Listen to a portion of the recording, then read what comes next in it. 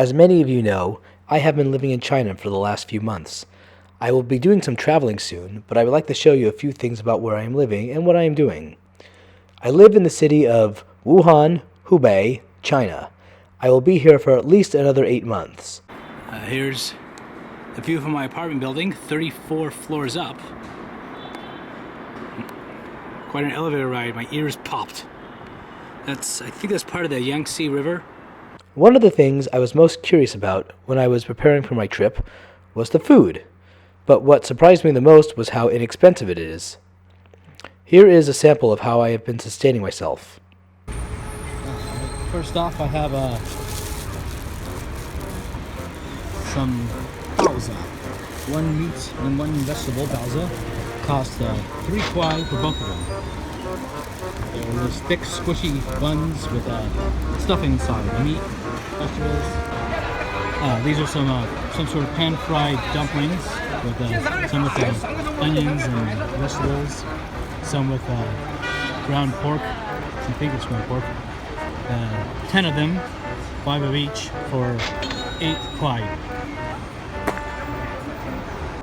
Some sort of eggy crepe with vegetables.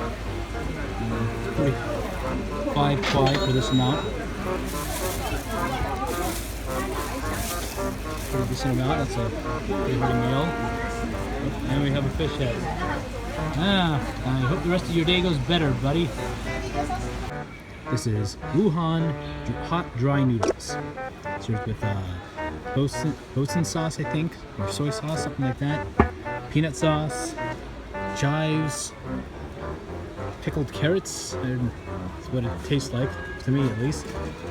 And it costs 4 kuai for one bowl.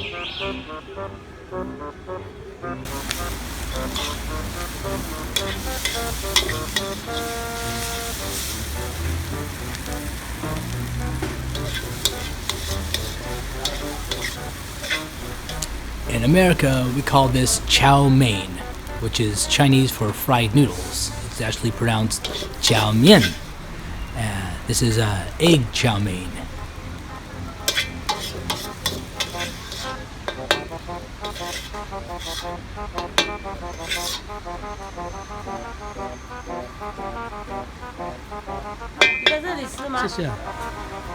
It cost 7 RMB.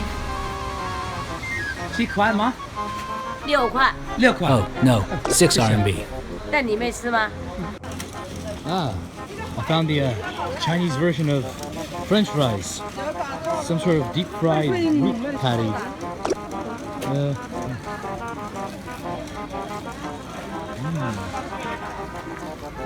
Good.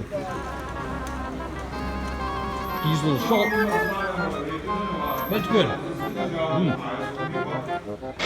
Costs 2 RMB. Here's something new. Not sure what it is exactly. A deep fried dough thing. What I call it. This cost me 2 RMB. Ooh, there's meat in it.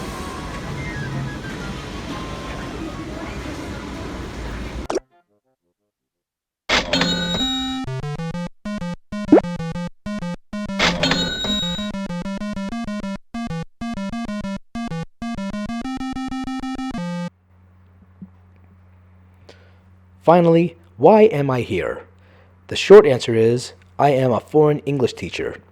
It may seem like an odd occupational choice for someone who just graduated with a Bachelor's of Science in Computer Engineering, but after my extended time as a college student, I was eager to broaden my horizons. Most of the part-time jobs I had in college were tutoring or teaching jobs, so I already had some experience. Plus, I was a Boy Scout leader for almost 10 years. Being a foreign English teacher is not a difficult job to get for a native English speaker with a 4-year degree and a TEFL certification. There was one small caveat. My company uses a third-party agency to search for prospective teachers and conduct first-level interviews. The agency told me that they were matching me with companies that were hiring teachers for middle school and high school age children. That's where most of my experience is. However, the company I ended up working for primarily teaches children ages 3 to 9. To say that this required adapting my teaching techniques is an understatement. But it seems to have worked out. The kids seem to like me, I think.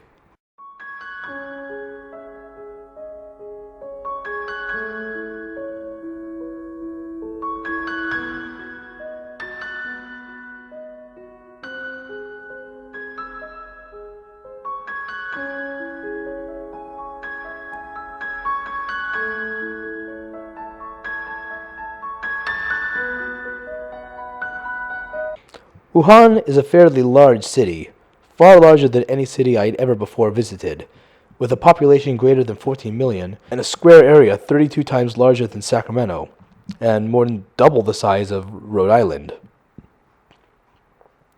It is not a city that gets much Western tourism.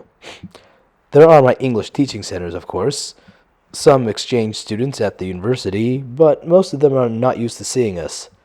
The people are friendly, and they are often quick to come to the aid of a confused foreigner, despite the language barrier. Sometimes they ask me questions about myself. I know a little Chinese, and some of them know a little bit of English. Some of them think I am English, not American. I have been asked if American cars are right-handed.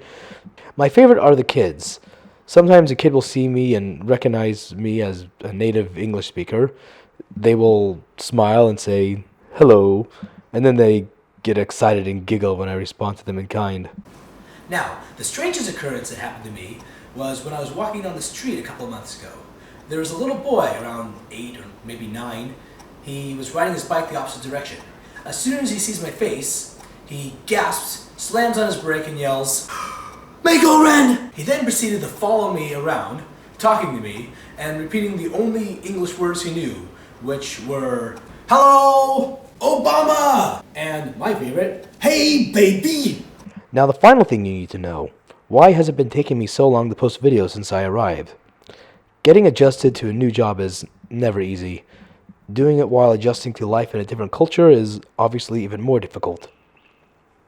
However, to complicate matters, shortly after I began working, one of the foreign teachers at a neighboring center of the same company had to leave suddenly and return permanently to England.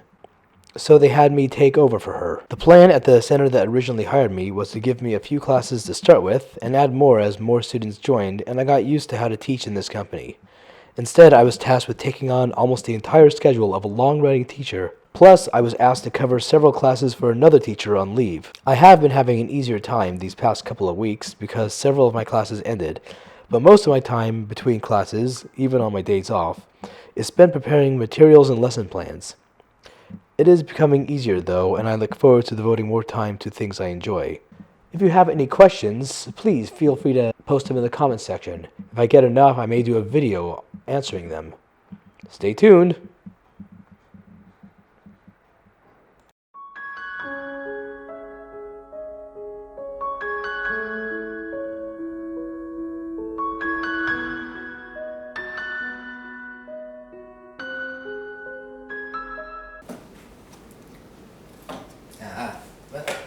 Wow, recording.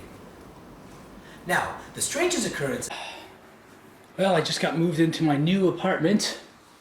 They transferred me from one center to another because they needed another teacher. They had me wait all day so they can clean it, though it doesn't look like anyone actually cleaned. But here's my new room. I haven't finished unpacking yet. And there's 2 beds in my room. And a desk, so it's bigger than my old one. I don't think I actually got any footage of my old room, but they give us a what they call a Western bed. I'm not sure what they sleep on in China, but to them a Western bed is just a box spring. This one's actually a little softer than the box spring I slept on for a month in my old place. But there's also this futon here, which seemed a little more comfortable than the box spring, but when I sat in it, I could still feel those bars because it's not a very thick padding. So then, the only padding I'd had was 2 blankets and a sheet. Excuse me.